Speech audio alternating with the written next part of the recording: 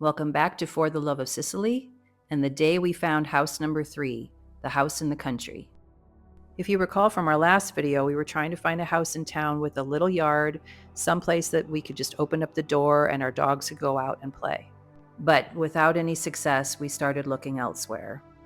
And it was a rainy day when we found the listing for the house in the country on the internet.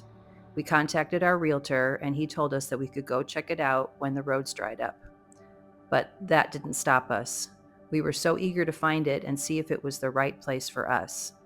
And boy, was it ever. There was a gate in the back of the property that had been torn through long before we showed up, giving us access to the property and house.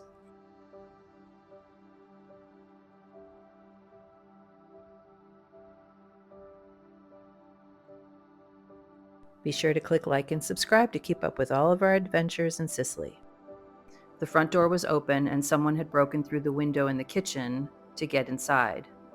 The house wasn't vandalized, but people had definitely been there before, probably scavenging for treasures.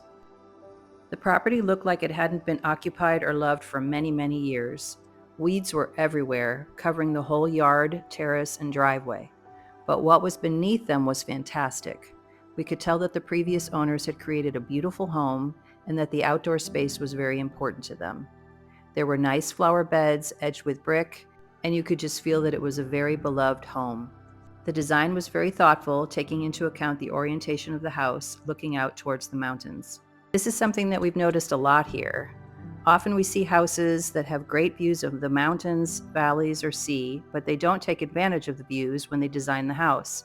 Sometimes the terrace is facing in the opposite direction of the stunning vistas, or there are no windows looking out at the amazing views. But the designers of this house made the views the priority.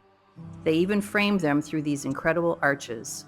Through the weeds and overgrown trees, we could see the intention of the design and were just blown away with the panoramic scenery. That was all I needed to see. It was a done deal for me. This is along the side of the house. You go that way and to the left, and the front door's over there. So this is the back of the house.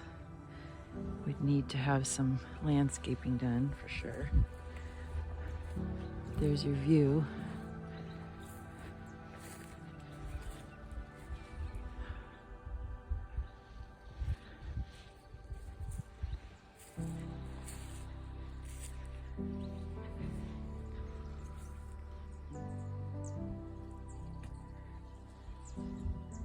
Front door is right down there.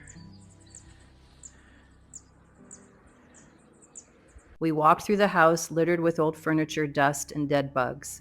It looked pretty solid, with some areas of concern with cracks in the walls and obviously water damage.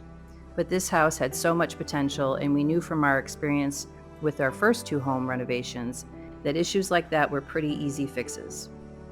Of course, when construction began, we found that these issues were a bit more serious than we had anticipated. But isn't that how renovations always go?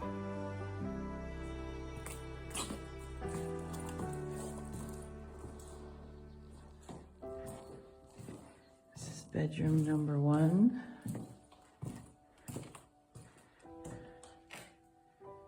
Tall ceilings.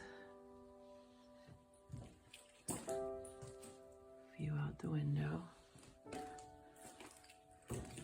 Needs a lot of cleanup, but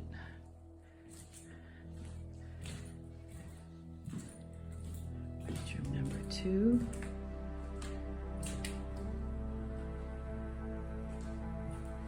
Looks like there might have been some water damage. Floors are in good condition, just retile. Large bathroom.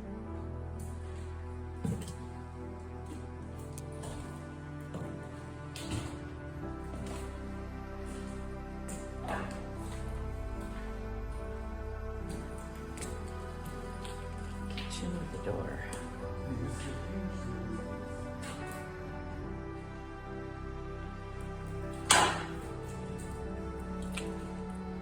Cracks in the ceiling. Cracks over there, water coming down there, but all doable.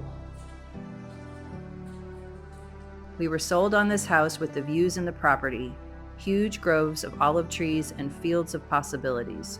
For Kim, it was exactly what he was hoping for and needed. After we walked through the property, we headed to our realtor's office and put in an offer right on the spot. And the rest is history, as they say. Next time, we'll get the renovations started. We hope you'll join us.